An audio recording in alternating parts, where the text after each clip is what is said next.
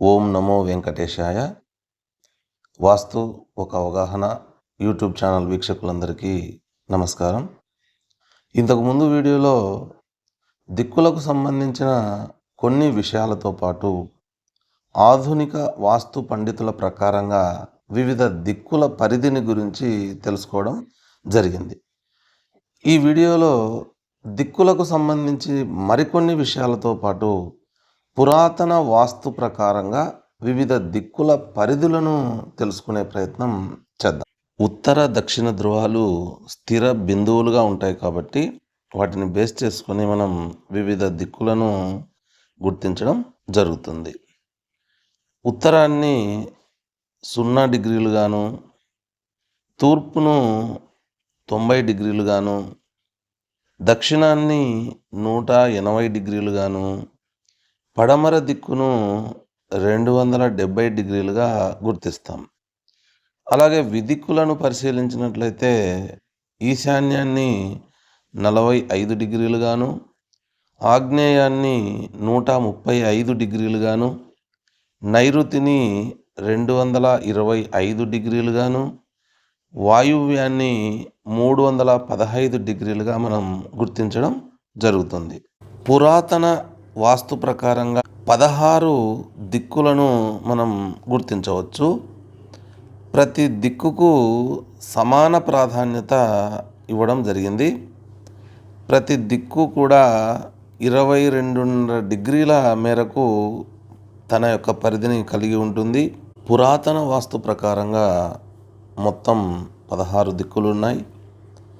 Clock వైజ్గా చూసినట్లయితే ఉత్తరము, ఉత్తర ఈశాన్యం, ఈశాన్యం, తూర్పు ఈశాన్యం, తూర్పు, తూర్పు ఆగ్నేయం, ఆగ్నేయం, దక్షిణ ఆగ్నేయం, దక్షిణం, దక్షిణ నైరుతి, నైరుతి, పశ్చిమ నైరుతి, పడమర, పశ్చిమ వాయువ్యం, వాయువ్యం, ఉత్తర వాయువ్యంగా చెప్పుకోవచ్చు. ప్రతి దిక్కు 22.5 డిగ్రీల మేరకు తన పరిధిని కలిగి ఉంటుంది. మనం ఇంతకుముందు చెప్పుకున్నటువంటి ఉత్తరం 0 డిగ్రీలు, ఈశాన్యం 45 డిగ్రీలు, తూర్పు 90 డిగ్రీలు, ఆగ్నేయం 135 డిగ్రీలు, దక్షిణం 180 డిగ్రీలు, నైరుతి 225 డిగ్రీలు, పడమర 270 డిగ్రీలు, అలాగే వాయువ్యం 315 డిగ్రీలు అనేటటువంటివి సెంటర్ పాయింట్గా మనం తీసుకోవాలి. వాటికి అవతల వైపు 11.25 డిగ్రీలు, అలాగే యువతల వైపు 11.25 డిగ్రీల మేరకు మనం తమ యొక్క పరిధిని మనం గుర్తించవచ్చు.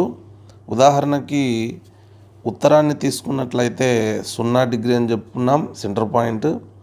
మరి ముందు ఉన్నటువంటి 11.25 డిగ్రీలు అంటే 348.75 డిగ్రీల నుండి 11.25 డిగ్రీల వరకు మొత్తంగా 22.5 డిగ్రీల మేరకు ఉత్తరం దిక్కు విస్తరించి ఉంది. అలాగే తూర్పు 90 డిగ్రీలు అని చెప్పుకున్నాం సెంటర్ పాయింట్. ముందుగా ఉండేటటువంటి 78.75 డిగ్రీలు మొదలుకొని 101.25 డిగ్రీల వరకు తూర్పు దిక్కు విస్తరించి ఉంటుంది. అలాగే 168.75 డిగ్రీల నుండి 191.25 డిగ్రీల వరకు దక్షిణం విస్తరించి ఉంటుంది. 258.75 డిగ్రీల నుండి 281.25 డిగ్రీల వరకు పడమర దిక్కు విస్తరించి ఉంటుంది. దిక్కులకు సంబంధించి ఆధునిక వాస్తు పండితులు చెప్పినటువంటి దిక్కులు ఏంటి, పురాతన వాస్తు పండితులు చెప్తున్నటువంటి దిక్కులు ఏంటి అనే విషయాలను మనం పరిశీలించిన తర్వాత మనకి ప్రధానంగా 2 తేడాలైతే స్పష్టంగా కనిపిస్తూ ఉన్నాయి. ఒకటి, పురాతన వాస్తు ప్రకారంగా అన్ని దిక్కులకు సమానమైన ప్రాధాన్యత ఇవ్వడం జరిగింది. అయితే ఆధునిక వాస్తు పండితులు చెప్తున్నటువంటి దిక్కుల పరిధిని మనం పరిశీలించినప్పుడు ప్రధాన దిక్కులకు ఎక్కువ ప్రాముఖ్యత, విదిక్కులకు చాలా తక్కువ ప్రాముఖ్యత అనేది ఇవ్వడం జరిగింది. ఇక రెండో విషయము, మనం విదిక్కులుగా చెప్పుకుంటున్నటువంటి ఈశాన్యం, ఆగ్నేయం, నైరుతి, వాయువ్యం, ఈ 4 దిక్కులు ఆధునిక వాస్తులో ఆ పేర్లు మాత్రం మనకు వినిపిస్తూ ఉన్నాయి తప్పితే వాటికి ఏ మాత్రం కూడా స్థానం లేదని చెప్పుకోవచ్చు.